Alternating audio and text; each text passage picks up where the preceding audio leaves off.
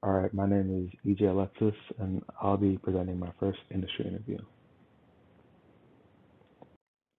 So I interviewed Dotun Akinwell. He's the Senior Director of Player Personnel on the Atlanta Hawks, and I chose to interview him because he holds a position in an NBA front office, which is something that I am very interested in.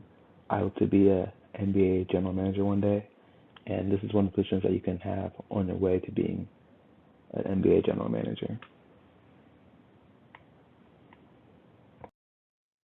So, just some things about his background. He went to Thiel, yes, I remember how to say it. He went to Thiel College in Pennsylvania, which is a small liberal arts college where he played basketball, which is what got him into sports management.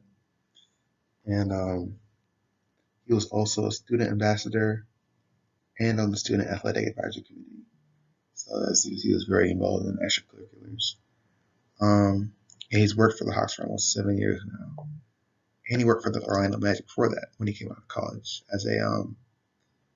as first a scout, just a regular scout, then director of scouting, and then a manager of scouting. No, manager of scouting, then director of scouting, and now he's obviously senior director of scouting for the Hawks. So it's come quite a long ways. So here's a summary of our interview, things we talked about. So one thing we talked about was team drafting philosophies. So one of the most prevalent ones is best available versus best fit, which is basically when drafting, when it's time for you to choose, do you take the best player available or do you take the player that fits your team the best? And that's one of the main things that teams have struggled with is like, sure, that maybe the best player available right now at their pick may be a point guard, but if you're the Atlanta Hawks, you have Trae Young, superstar point guard. So that's not really a need that you need to address for your team. You might be better off addressing a weakness like center or something. So that's one of the things teams have to look out for. Also, traits teams look for. We just talked about how teams look for three main things really that can be translatable. Age.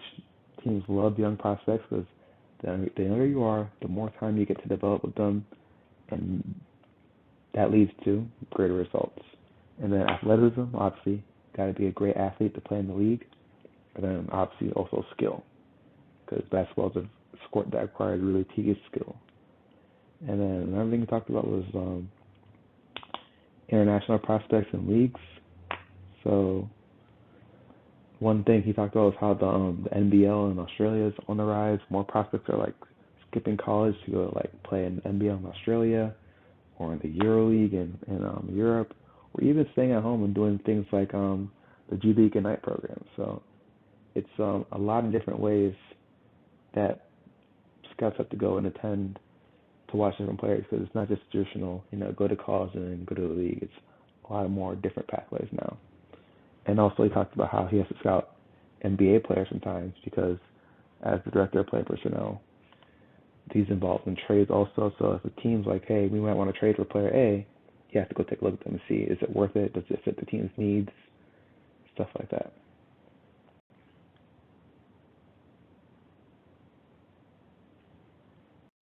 Some other things we talked about was how where you go to college doesn't matter. He went to a small liberal arts college in Pennsylvania.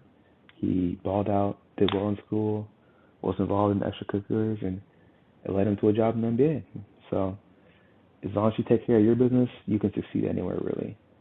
Also, his knowledge of basketball, he said, really helped him because as a basketball player, he knows what to look for in other basketball players that would make them successful, which really is helpful scouting. And also going against the grain, just because other people don't think the prospect you think is good, that's no reason to give up and just throw it away. Sometimes it's good to persevere and push your viewpoints. And that also goes with the last point, communication perception is key. If you really drive and communicate why you think you're believing in this guy, people will come to your understanding and maybe even agree with you on your viewpoint. And lastly, if I could do it again, I would say I would reach out earlier. I reached out kind of late, so I was really cutting it close with some of the deadlines, maybe even missed them. So definitely be more proactive and not procrastinate and reach out earlier.